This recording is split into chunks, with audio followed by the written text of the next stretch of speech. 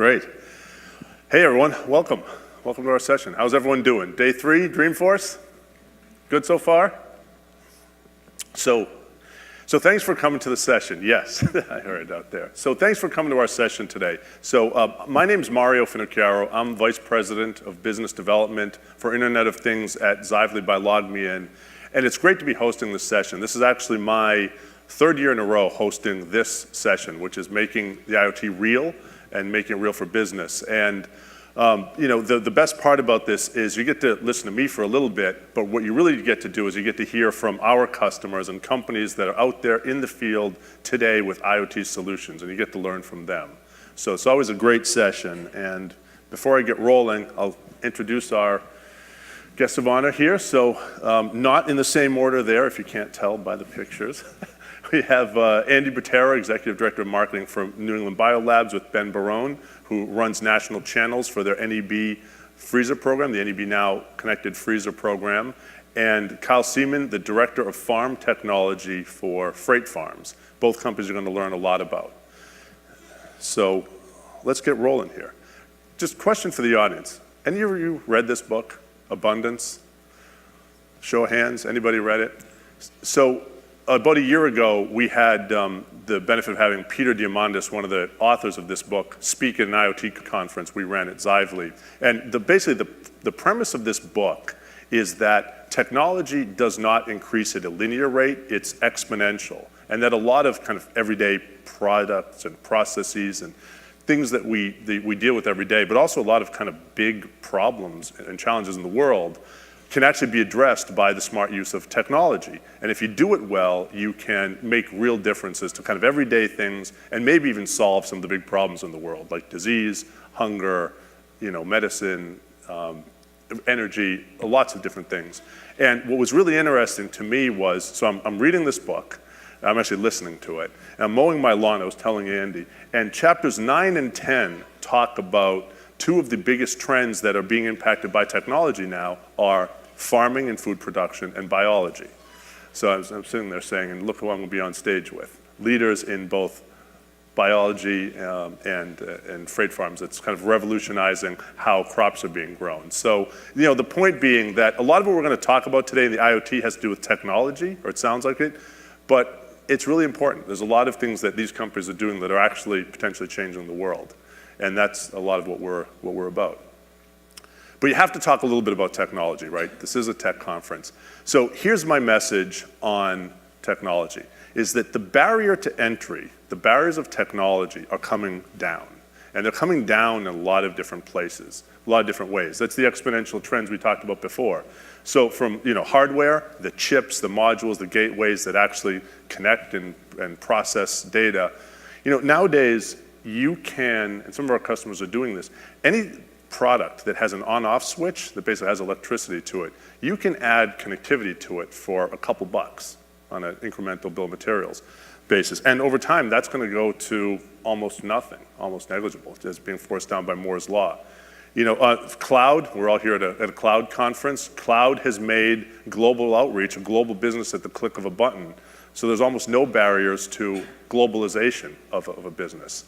And then the data, right? A lot of people say the value of IoT is the data that you get from your products and your customers. And you're now, we see the Einstein announcement, wave analytics and such. There's more ways than ever to process the voice of a product, the data that comes from a product, and have that voice of a product become a surrogate for the voice of your customers in real time. And in the app experience culture, we have people, we have this ability to deliver great experiences. But even though technology and the market opportunity is often in the center, the other side is, even though the barriers to entry are going down, customer expectations on the hand are going up, right? Customers now are expecting, and this can be consumer or commercial, they're expecting their products to be connected. They're expecting access to information or now their products anywhere in the world, just like you'd expect access to email anywhere in the world. This is becoming more of an expectation. And then the idea of mass personalization, without being too creepy about it, but we expect companies now, if you look at like Amazon, if you shop on Amazon or others, you expect them to know something about you. And finally, you expect them to be able to tell you things before you ask, for them to be helpful to you. So when we think about IoT, we're often thinking about it in terms of putting the customer first. But like Andy, like Kyle and Ben, every company had to start somewhere. Now these guys have all started the journey. But there may be some of you in the audience who are thinking about, you maybe have a business that's looking to get into the IoT, and there's this question of where do you start? So I want to talk a little bit about that.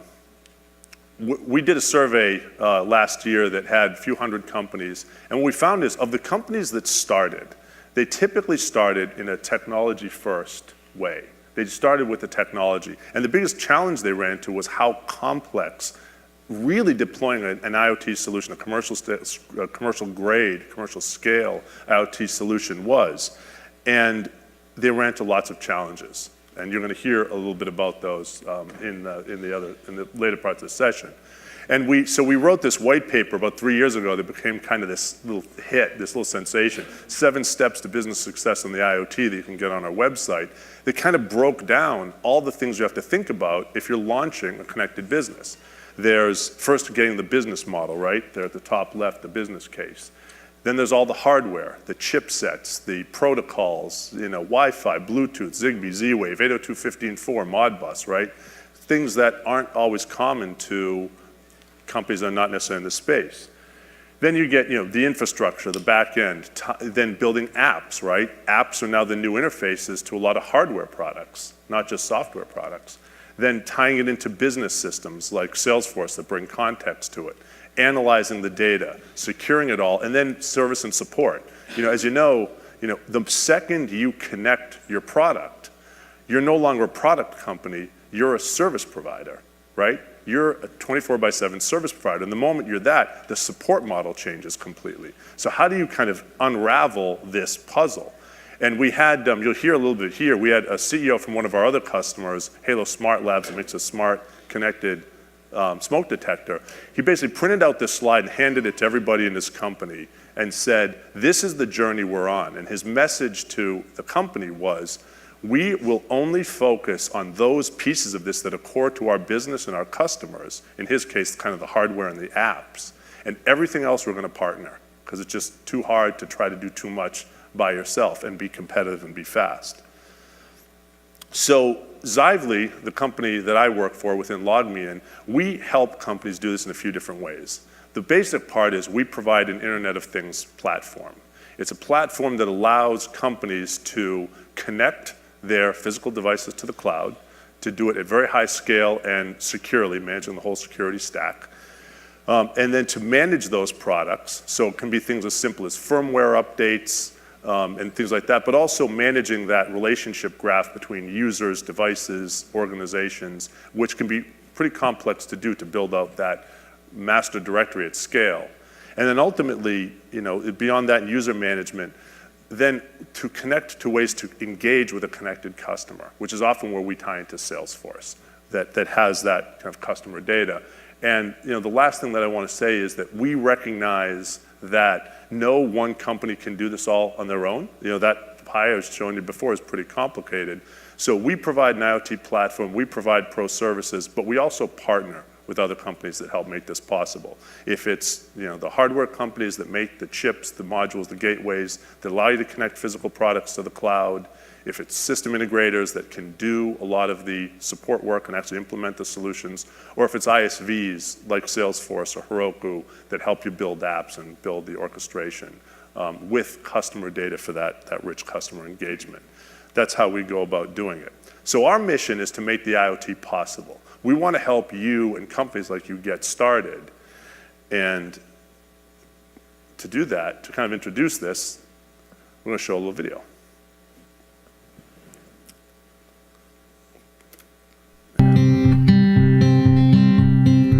Science is a very stressful endeavor because you have to fail a lot before you actually are successful. So anything that allows you to go through as much work as possible in the shortest period of time is going to help you get to that successful experiment a lot faster.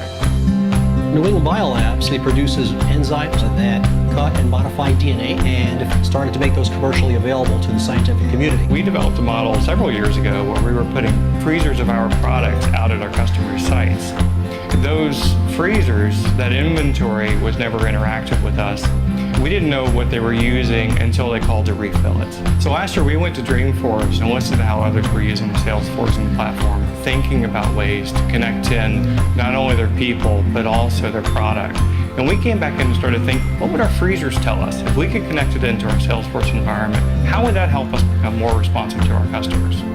It's almost like an ATM for enzymes. They would go to the freezer, look to see where the product is. They would authenticate themselves, pull the product out, scan the product, lock the door, confirm that they've received it, and head back to the lab.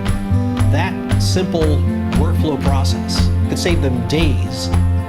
The combined platforms of Heroku and Force.com, we just had to connect it to the freezer itself. In less than 30 days, we had it up and running. What's exciting to us about Salesforce as a platform is how quickly we've been able to move from a legacy and siloed environment of a number of different applications that didn't talk to each other. Something that's unified and helps us see our customers in the same way that they see us. We can look for trends across our customers who are using products together, perhaps that we haven't noticed before, and that may allow us to bundle those products together or perhaps modify those products that will service the customer in a different way. By connecting to Salesforce, you're extending your business process directly to the connected customer. The scientists we sell our products to are really working on the building blocks for understanding how disease works, for understanding how life evolves. We're helping that researcher get to that eureka moment eventually faster, then we're very happy.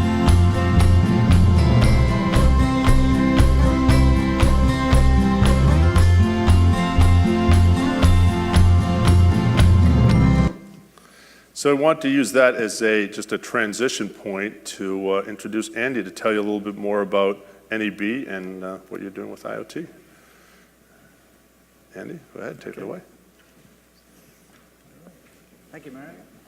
Good afternoon, everyone. My pleasure to be here. Myself and Ben are going to tell you a little bit now about New England Biolabs and the IoT device NEB Now that we've developed. So you might have picked up in the video, New England Biolabs develops products that we call enzymes for genomic research. These are enzymes called restriction enzymes, ligases, and polymerases. Now, I shouldn't assume, but are there any biochemists or molecular biologists in the audience? No, I'm guessing that was a safe bet. But a better way to put this, these are scissors, glues, or photocopiers, if you like, of DNA, that molecule that you find at the center of cells. And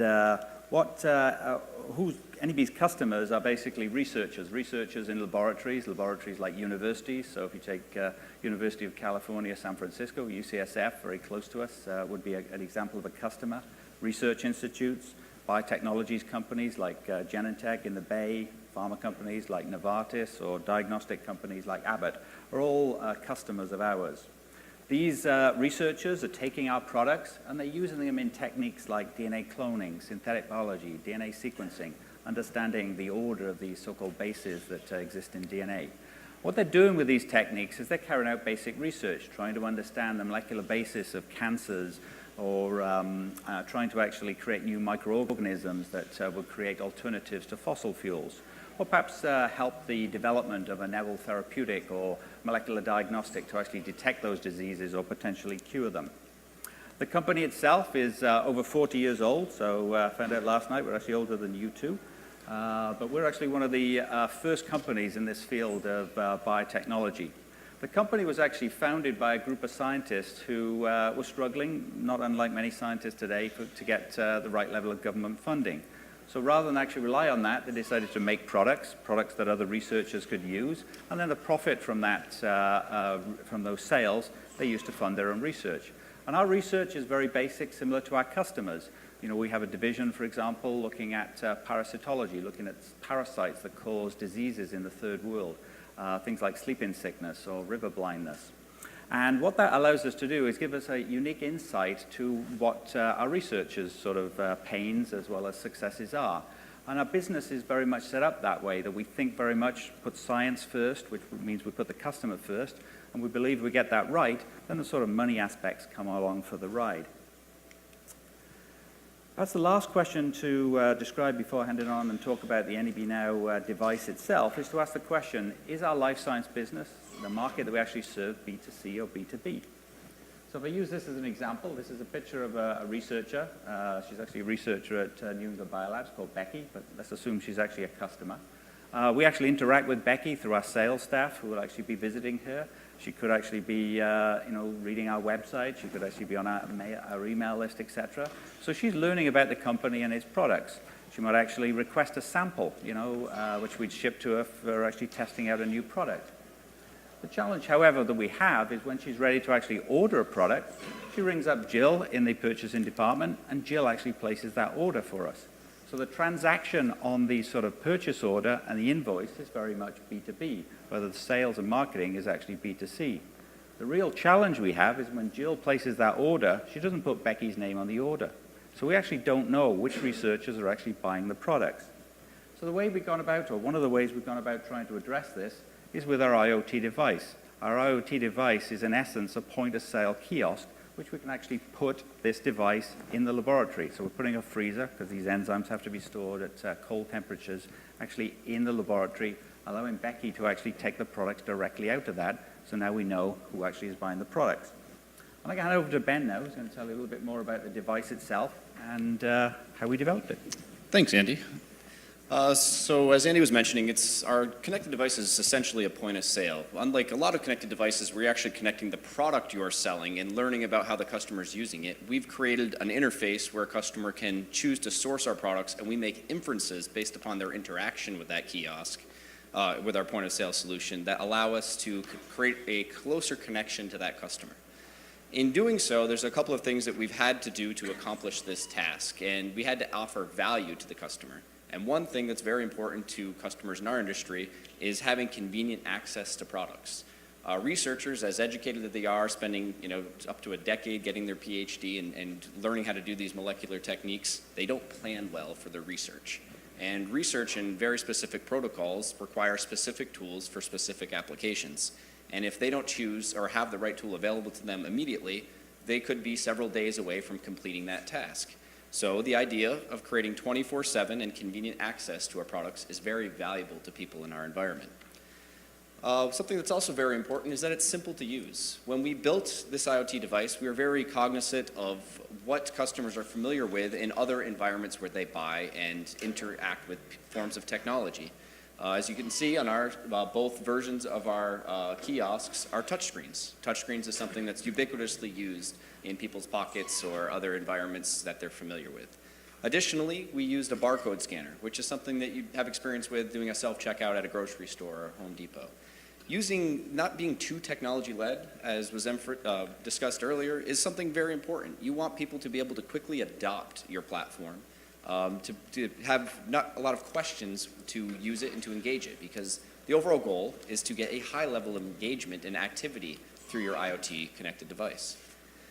Some additional benefits. NEB is a very environmentally conscious company. We were doing these things long before it was trendy to do so, thanks to our founders and the vision that they had. But we're able to leverage business process through these kiosks that actually establish a greener purpose.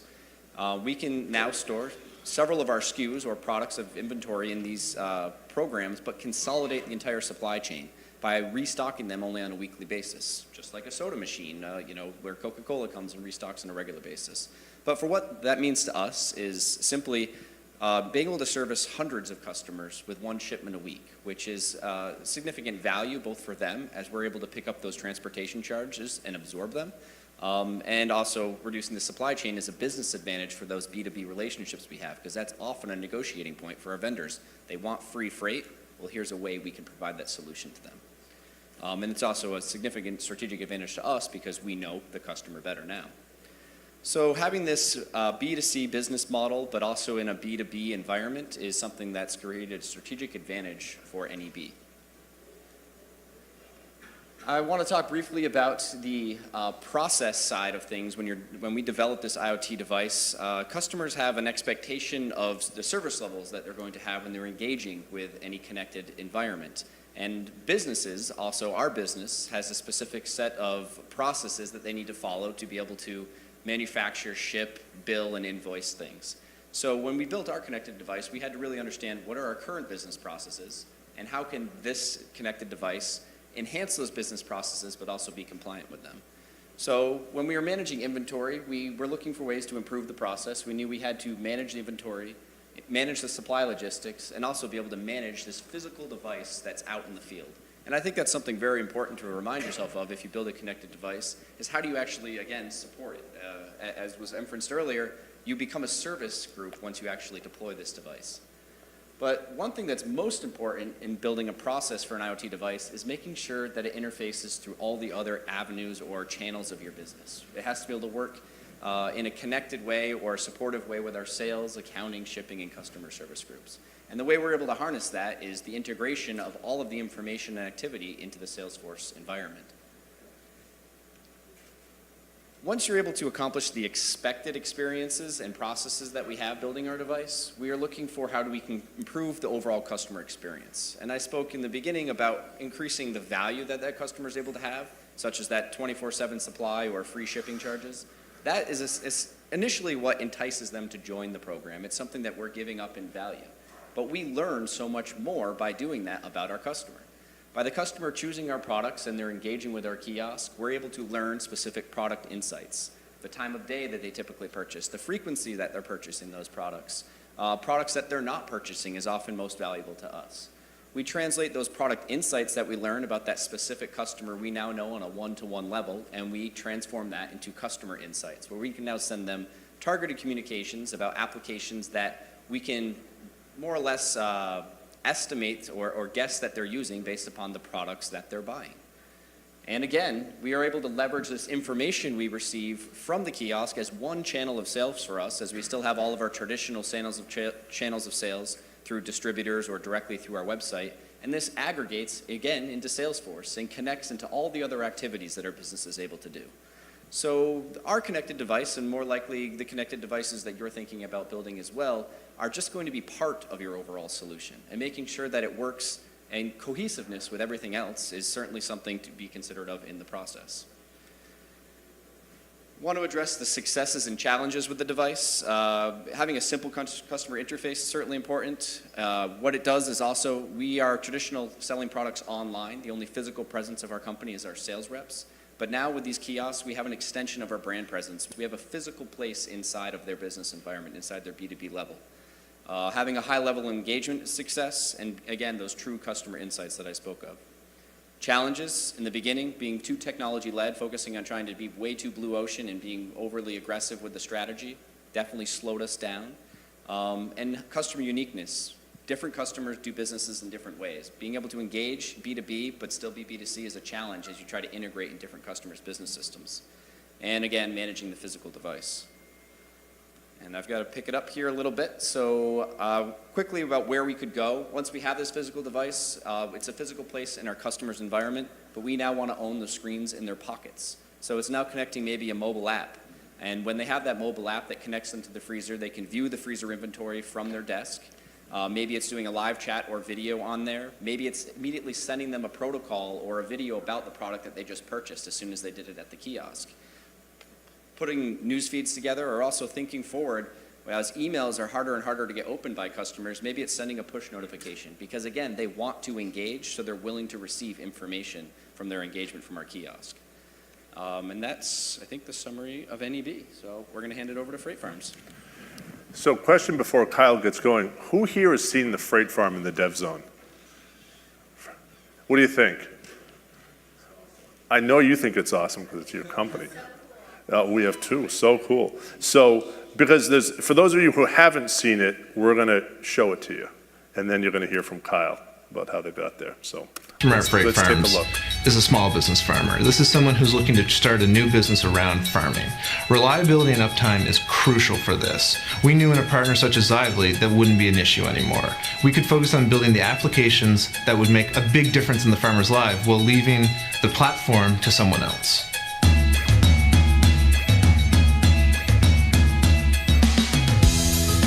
Freight Farm started as a mutual vision with John and I, looking at producing food in the urban environment closer to where people consume that food. And eventually, through understanding the industry, understanding the landscape of technology and what was available, coming to the conclusion that a modular, scalable farm operation was the key to success. So we build hydroponic farms inside of atmospherically controlled shipping containers for year-round growing to provide urban environments with local produce 365 days a year. We were looking for a connected product management tool, and Xively was really that platform that offered something that brought our customers more usability and more access into how they interact with their farm. Our first take of connectivity was built in-house, but quickly we realized some of the challenges specifically around security as well as scale, and running our own MQTT server became more of a burden than a benefit. At this point, we started looking for partners. We came across Xively and quickly realized both with their scale, security, and built on top of the standards such as MQTT, they were a great fit. As we developed the software and the connectivity to really make the Freight Farm a connected device, there's a big hurdle when it comes to a lot of the complicated back end to really get a scaled product connected and stable, which is really important when you're operating a farm. And that's why, as we were investigating that big, enormous issue, picking and working with Xively just made sense for us. At Freight Farms, we succeed when our farmers succeed. So we're looking to roll out all the tools we can to ensure that their business grows. Seeing something like Xively come to the table and say, hey, we can offer a larger platform that you can snap onto and build off of, that made us move a lot faster. That was a big win for us, is seeing how fast we could take some of these big ideas and turn them into big concepts that were tangible and worked really well. So as we look into the future, collecting the data from how farms are performing in optimal conditions and with different crops and best practices, we are actually already starting to use that data to help farmers before they have problems. So it's that idea of using the data for a proactive approach to troubleshoot and even just help our farmers become better. Just having the platform we have today really brings us all around the world and across a lot of different business models. Sky's the limit, and maybe even beyond.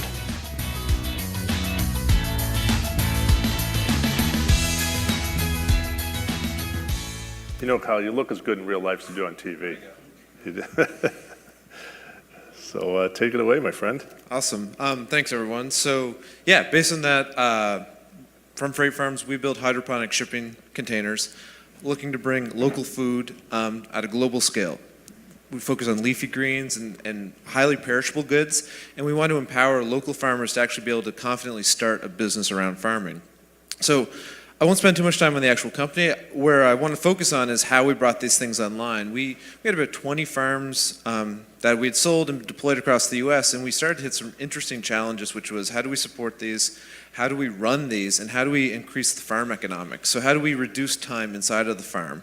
And that's where marrying the IoT into our system really was a big opportunity. So we started with the leafy green machine. That's what I was sitting in the video. 365 days of growing, 90% less water use, producing almost 1,000 heads of lettuce a week. So that's about a 1.5 acre equivalent of production. So high volume growing that can be put in the middle of a city, feeding people closer to where they live. But it's interesting, when we deploy our farm to Minnesota and we're in Boston, if something goes wrong, what do we know is happening? We were left debugging in a very old way. It's also an interesting problem, which is just a good experience. In the farm, there's a touchscreen, PLC touchscreen, but if you're in the back of the farm and you want to do something, it's not a great experience. So getting online had to do with that experience. How do we make this an integrated, amazing approach? How do we scale it? We're a small team. How do we scale to it? We have sold our 100th farm. We're still a small support team. How do we make sure that we can keep that going? And then increasing the farm economics. If I put this farm under an underpass or in an alleyway, I should only be in that farm when I'm doing productive farming production, such as planting, transplanting, or harvesting. If I want to control the environment and do farming, why not do that from anywhere in the world? And then also creating a growing platform. So instead of having 100 farms, we now have a network of 100 farms where if you find the best basil recipe, we can quickly share that across the network. Also, we can find anomalies and kind of check for that as it's rolling. So getting online had a bunch of obvious options. I don't think anything unique to us. It was challenging. First was existing hardware. We had automation controllers in these farms, so it was doing full climate control, not connected though, and we wanted to make sure that they were brought online. We had to think about scaling. Each farm is sending millions of data points, whether it's sensor readings, equipment readings, crop readings. So we wanted to make sure we could scale as we brought more farms on. And then obviously security. These are people's livelihoods. There's thousands of dollars worth of crops in there. We can't have anything going wrong. That's from either however, access control and all of that. So those three pieces are what really drove our challenges and where we started looking for partners through Xively and some other things. Where we focused was, the first part was sending data up. It's actually pretty easy. If anyone's put a Raspberry Pi in something, you can post data to a server pretty easily. Phase 2 for us, which was really hard, was how do we send data down? So opening a socket, doing some port forwarding, there's a lot of security vulnerabilities. We settled on the technology stack, MQTT, and Xively. Basically what Xively enabled us to do was take those challenges and wrap it inside of a known protocol and then get embedded security. So for example, organizations, I hadn't even considered this, but they build the wrapper. So unless you're inside of an organization, you can't communicate with any device inside that organization. A device can only be connected once. There's all these considerations that we build farms. I don't want to be the best in class at serving, protocols across the network that we immediately benefited from. We're built on top of Heroku as well, and what that meant is very easily we could take that data off of that farm, send it through Xively into our Heroku for all of the processing that mattered to us. Until we actually touch the data, we don't care really how it's getting to us. And it's on Heroku that we're able to do a lot of interesting things, take actions and actually use Xively to send those commands back down. So we can say, if the pump is running but there's no water in the tank, we can just kill it. So we can prevent issues before they even become an issue. So we've done this. We've rolled this out. Now every farm comes fully connected.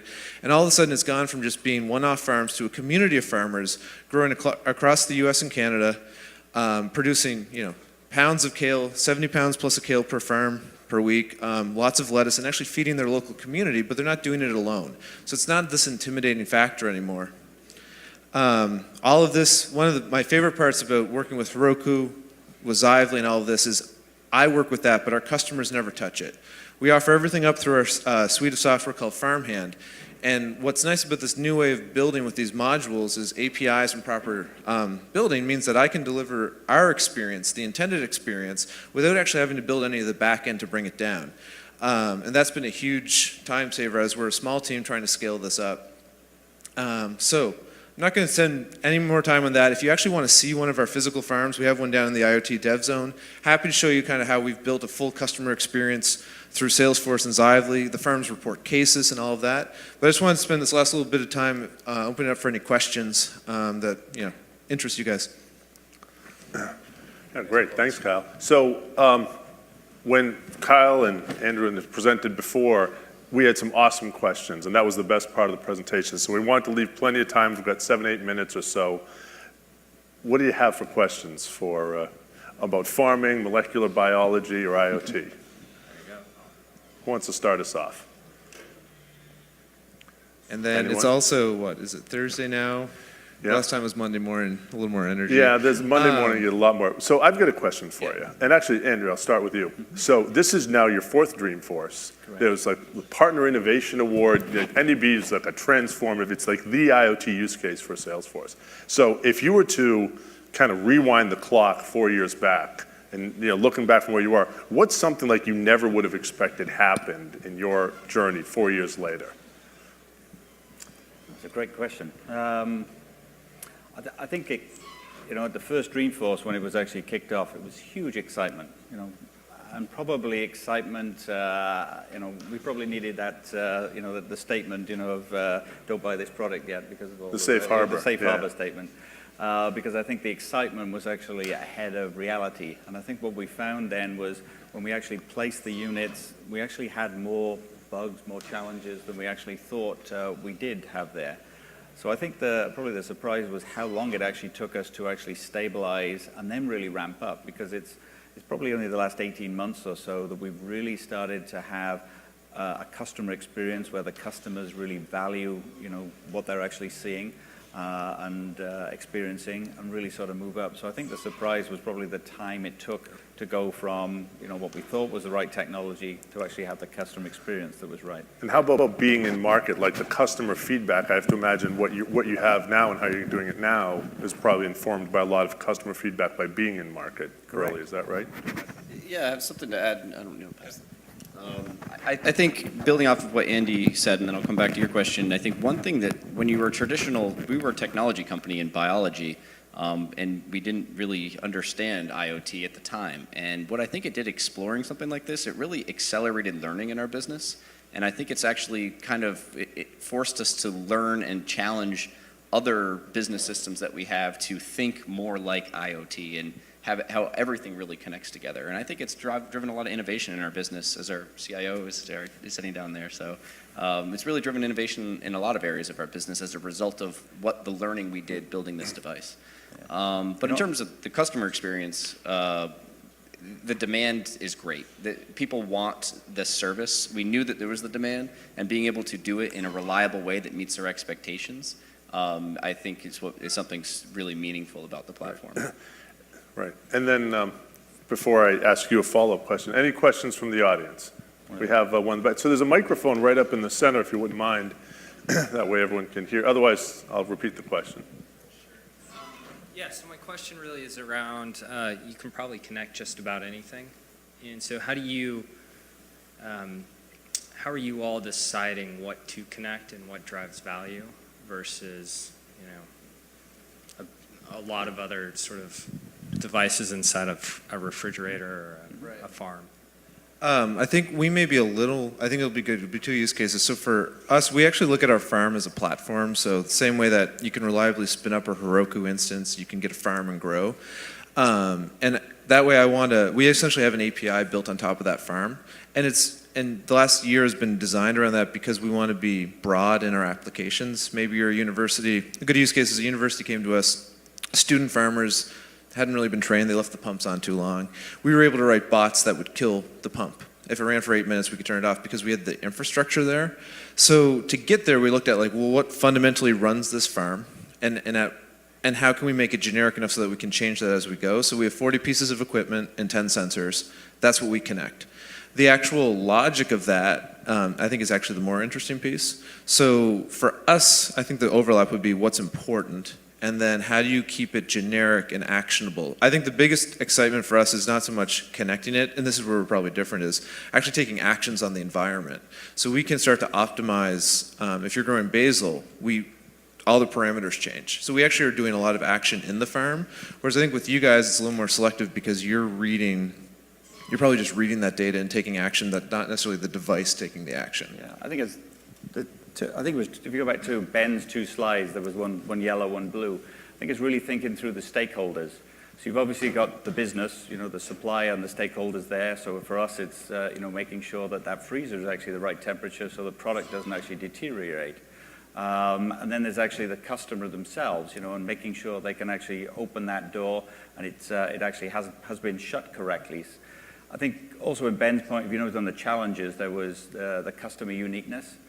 This customer will say, oh, I want this, another one will say that. So to Carl's point about the genericness, it's good to listen to your customers, but you have to weigh one customer up against the other 5 and not necessarily connect everything. Because clearly you can, the list could go on if you get, carried away on the technology.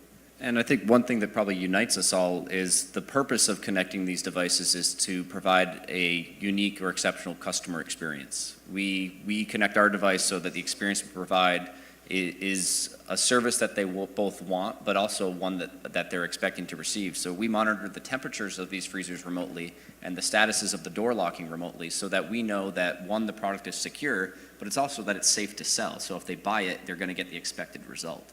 And I would say similar for freight farms, they have to monitor these environments so they continue to stay up and running, or else their customers are having a poor experience and they're not getting the expected outcomes. So I would ask yourself, you asked what to connect, think about what's important for a successful customer experience, and that's probably what you should connect. Kind of like in that 7-step journey, right? The first thing is what's the business case, what's the value, Right. starting there. Great. So we have about a minute and a half left. Any other questions? I have one quick follow-up question. Yeah. Are you guys measuring the climate? So when you say you're changing the environment inside if you're growing basil versus kale, are you managing the climate inside? Yeah, so our firm, so the question is, are we managing the climate? And what we've done is productize controlled agriculture. So controlled environment agriculture, it's a really exciting trend both for greenhouses, warehouses, and what we've done is on a containerized modular scale. We have 10 sensors in the farm. We have 2 hydroponic tanks, so the farm, there's no soil. It's all closed loop. We use 90% less water as a result.